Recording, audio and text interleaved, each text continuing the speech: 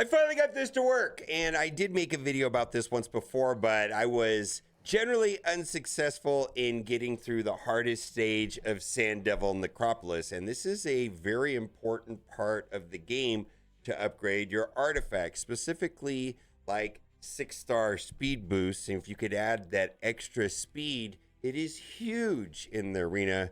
Same thing is true with accuracy or any percentage-based stat. It really will allow me to fuel my account. And basically what we're going to talk about is Godseeker plus 1 champ and then 3 to farm. That's right, I can run the hardest difficulty of Sand Devil with Godseeker, 1 random like HP damage champ, and 3 farming units, but it is really not that simple. Made a video, saying, I pulled Godseeker, this is going to be super duper easy, and no, that was not the case at all. It did require a lot of tweaking and also a lot of learning from mistakes, how to gear them and all of that. And I'm going to go over some of the things that I was doing wrong.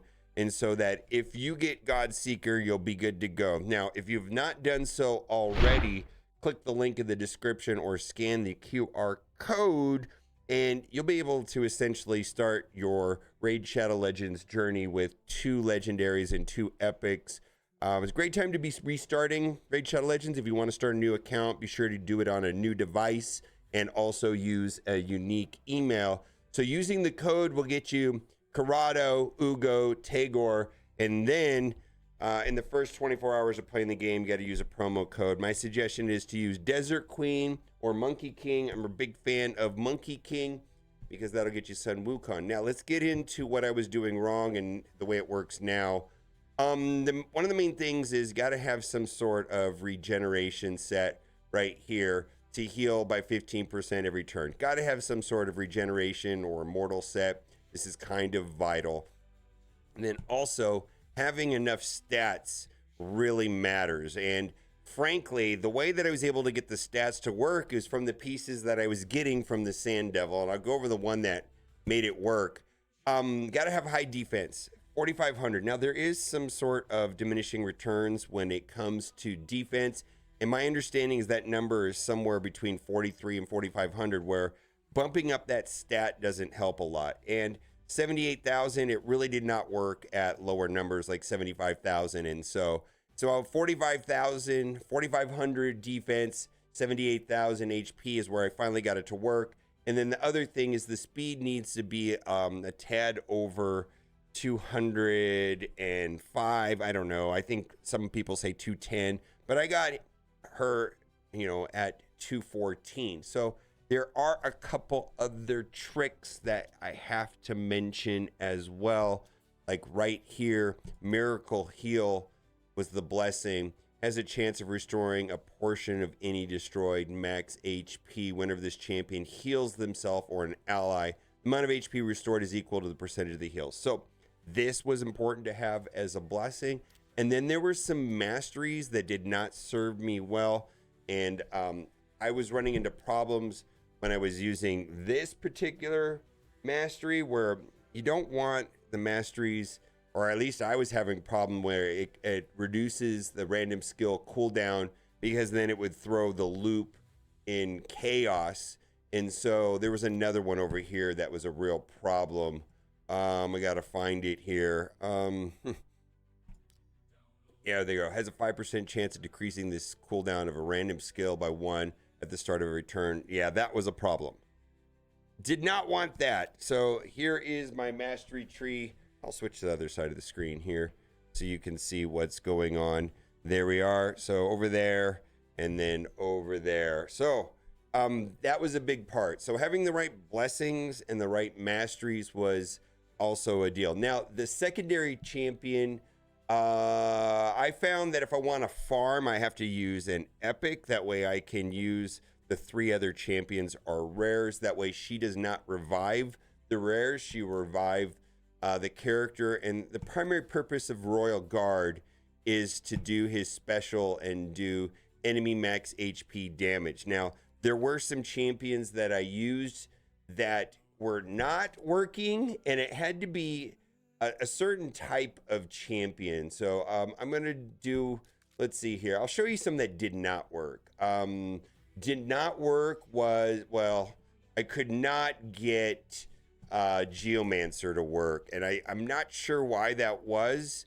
I think it has to do with depleting the turn meter. Depleting the turn meter throws off this entire process. I had the same problem with Cold Heart. Cold Heart has kind of what we're looking for, enemy max HP, but it has the reduce the turn meter. So it did not work with Geomancer or Cold Heart. Another character that this strategy did not work with was like Farakin, or however you say his name. And that has to do with his passive, deflecting incoming damage champion receives onto all allies. So that was prohibiting my Godseeker from surviving. So keep in mind, it needs something like Royal Guard, and there are a billion other characters, not a billion, but a lot of other characters that will do exactly what Royal Guard is doing. And the main thing is to have an ability that has enemy max HP damage. All right, so that is the main thing. Now, I'm going to just showcase how it works. We're going to go into it. Into the dungeons. We're going to go over here to the Sand Devil. And you have to kind of set up a team setup. So we're going to go in there and hit team setup. And what I do is, you can see here that I've got them loaded up. Let's just clear out these guys. But there has to be a very specific setup for Royal Guard. And we'll just look at that. Godseeker can do whatever, right? But right here, Royal Guard needs to only do that ability. Otherwise, he'll default to his A3. His A2 is the one that does the enemy max HP. So unless it's like the default skill, that'll be fine. And the reason why all of this works, frankly, is because of Godseeker's passive. If an ally is about to get killed by a fatal hit, preempt that hit and instant place a revive on death buff for them for 1 turn before the damage is taken. So there's going to be this AoE, and it's going to kill the entire team. And then because Godseeker's in the leadership place, in the leadership where the aura is, she's the one that gets revived. And then she immediately goes and revives the Royal Guard, and the Royal Guard does the big damage, and then they all get wiped, and then it repeats. And that's the main thing. Godseeker also has to be in the first slot. If she's not in the first slot, you know, right here, it also will not work. She has to be in the number 1 leadership and or aura slot. Now, what's beautiful about this is then I can then farm experience. So like I'm going to go in and I'm going to throw in these 3 clowns, and they're just there to die, and they'll eventually get to 40.